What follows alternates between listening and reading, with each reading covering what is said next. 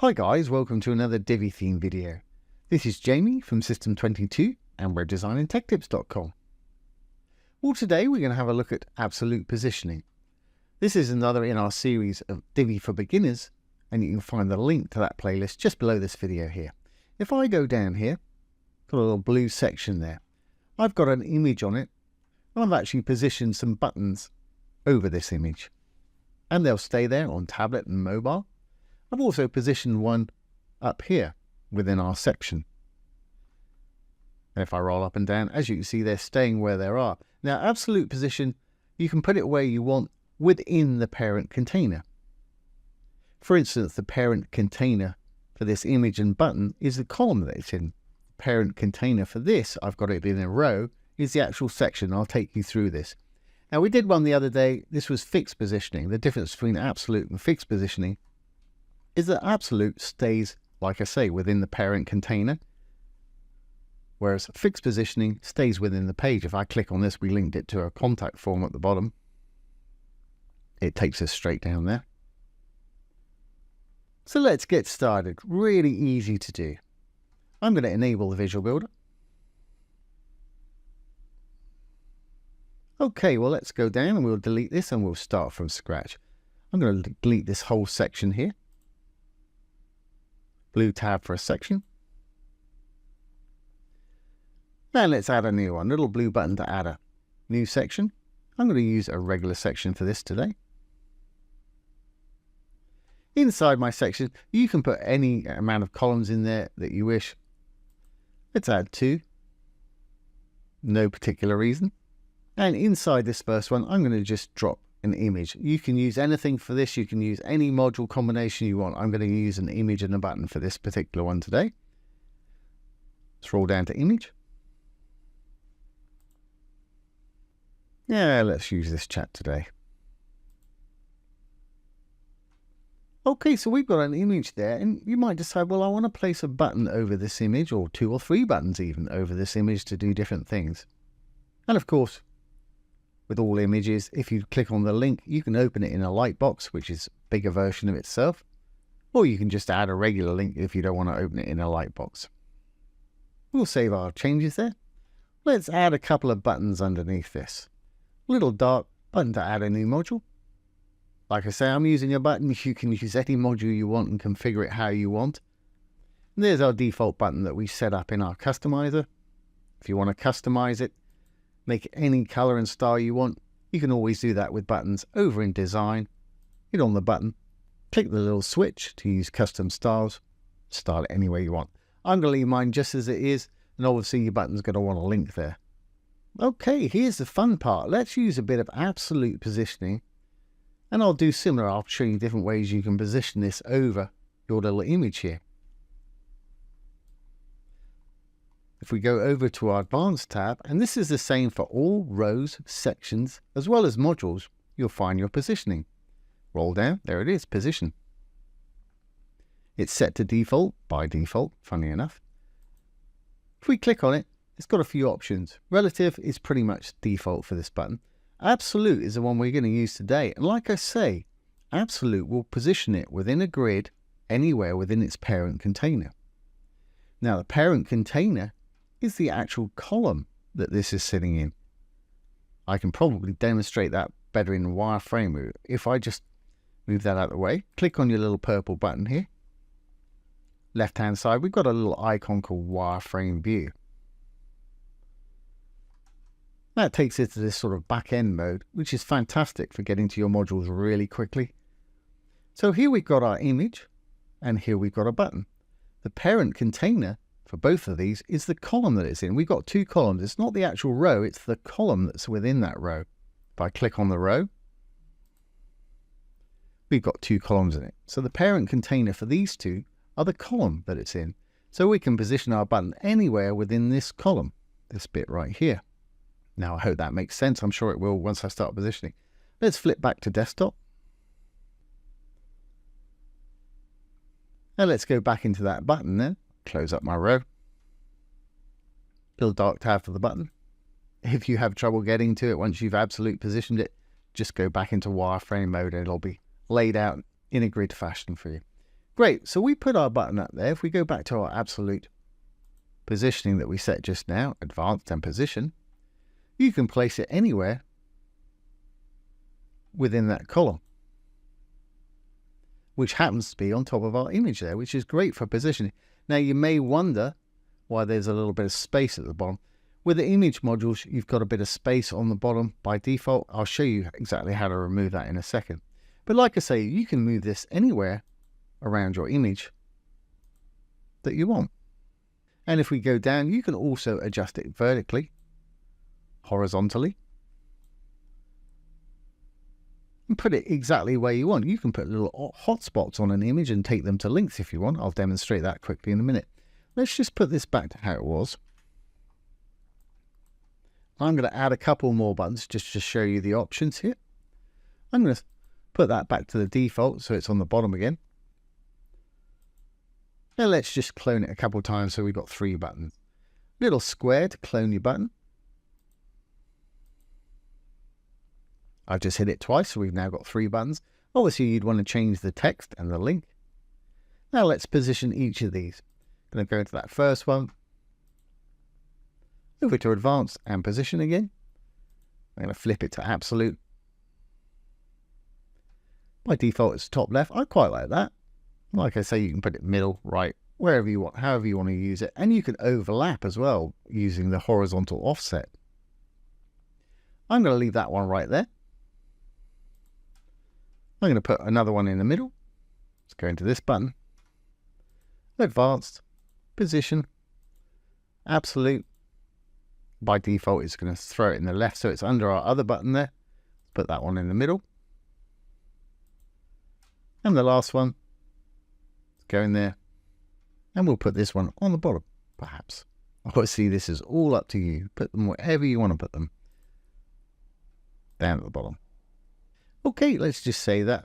And I'll show you how to remove the gap on the bottom of that image there. You can see when I hover over it, it's got that. We go back into our image. Over to design and spacing. There's a little switch that says show space below the image. I'm going to flip that to off. And that's it. The column and the image are now the same size. There's no space on the bottom. And as you can see, those are perfectly positioned on the left-hand side. Now, of course, you might not want them buffered up against the side there, and that's where the horizontal and vertical positioning comes in. If we go back into our first one, back over to advanced and positioning, let's take it off the side by maybe 10 pixels. Just type in a value or slide it however you want. And let's bring it down 10. Let's shift it right 10. Great. And I'm going to do exactly the same for the other two. Now you notice with the middle one, they've only got a horizontal, not a vertical. And the bottom one will have both again. I'm just going to type 10 in there. It puts in the pics for you. Same for horizontal. And that actually works for me. That's where I'd actually like my images. And you'll notice if I flip this down to tablet mode, they're in exactly the same position. Mobile mode, those buttons are a little bit big. You may want to make them a bit smaller, but they're actually in the same position. They're absolutely positioned, so they're not going to move. Fantastic. Now, if you wanted to put one perhaps in your whole section here, blue tab for a section, green tab for a row, dark tab for a module, we can do that easily by using a row to absolutely position our button, and I'll demonstrate that. Let's just give this a color so it offsets it against our little section below there.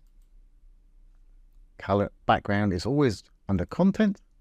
I'm going to give it simple default blue. And perhaps I want to put it in the top right of this section at all times.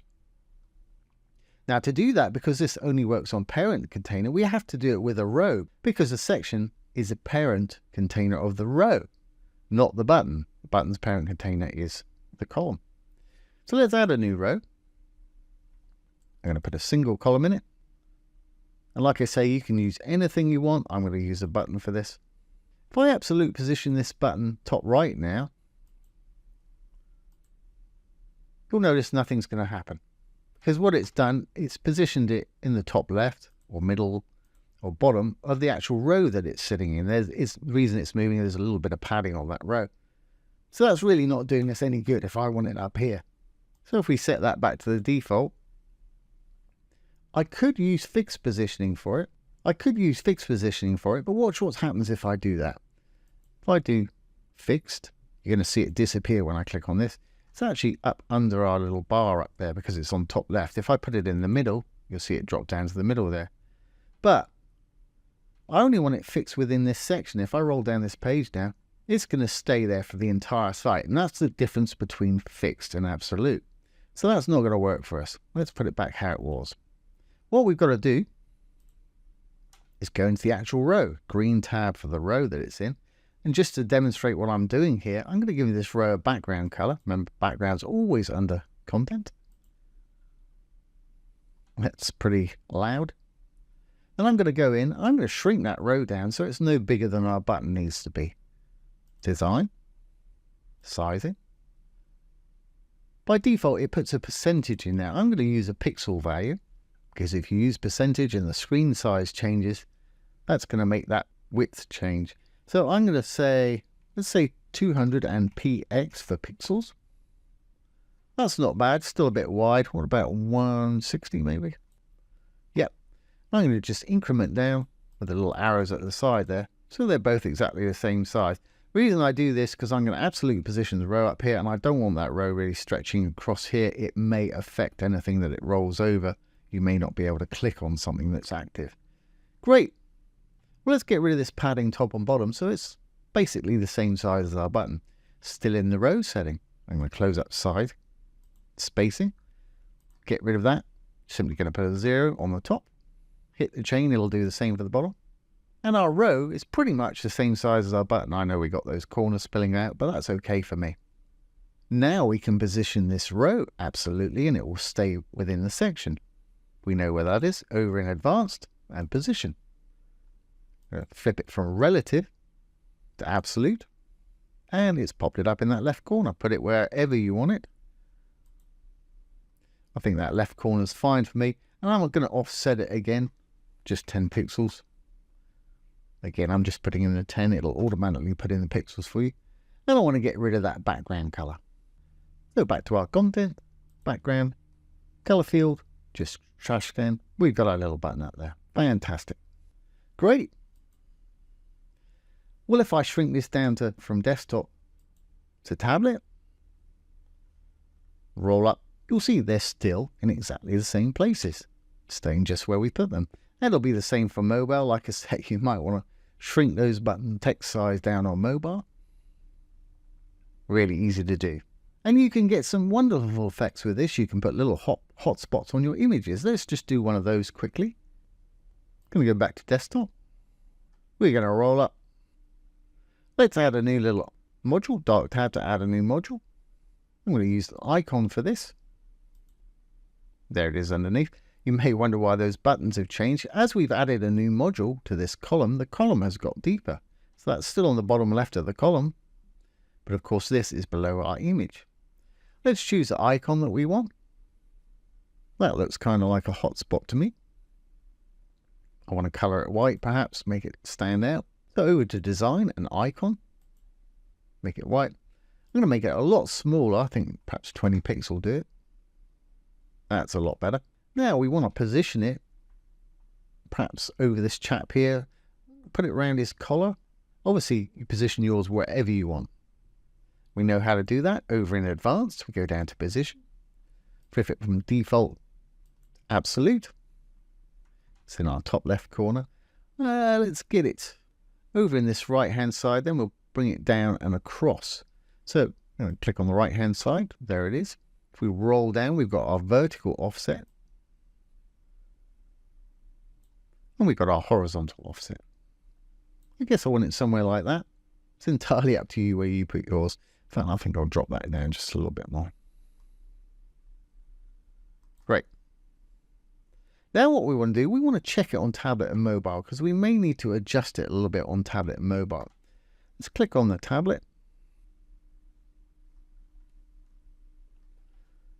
That's actually not too bad. I still like it somewhere around here.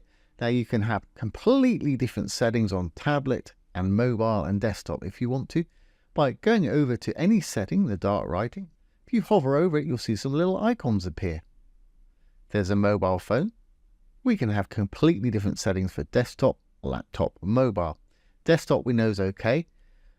Tablet, like I say, I want to bring it down just a little bit more, and then across just a little bit more, so it's again still there. So if we roll down, you can't adjust this one just by having this open here. You've got to make sure you've got the tablet view open on the actual setting that you want.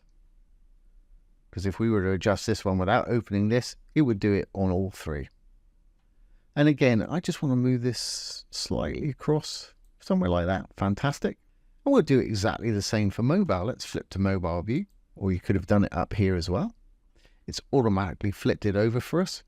Let's go up there so we can see what's going on. And it's way too low. So I need to bring that up, and I need to bring it across. Somewhere like that. Obviously, you do yours where you want. And that's what I was saying. You may want to adjust the text on your buttons on mobile, and you can do that exactly the same way. So positioning wise, we're okay. If you want to change your buttons, just go into one of your buttons. Go to design, button. We use custom styles, button text size. We've got to roll over it again, get that little icon up. I think it was okay on tablet, but on mobile, I'm going to take it down so it's a lot smaller. Something like that. Because you want them to be able to get to it without clicking on the other ones. I'm not going to do it, but of course you do the same for those other ones there. Great, well I'm happy with that. Just take that back down to desktop mode. And let's link that little icon just to this section below. Now you can link it any way you want. You can take them to a whole new web page if you want to. I'll just demonstrate by linking to the section below. Blue tab for the section. To link to it, we need to give it an ID, what they call a CSS ID. That way we can use an anchor tag to get to it.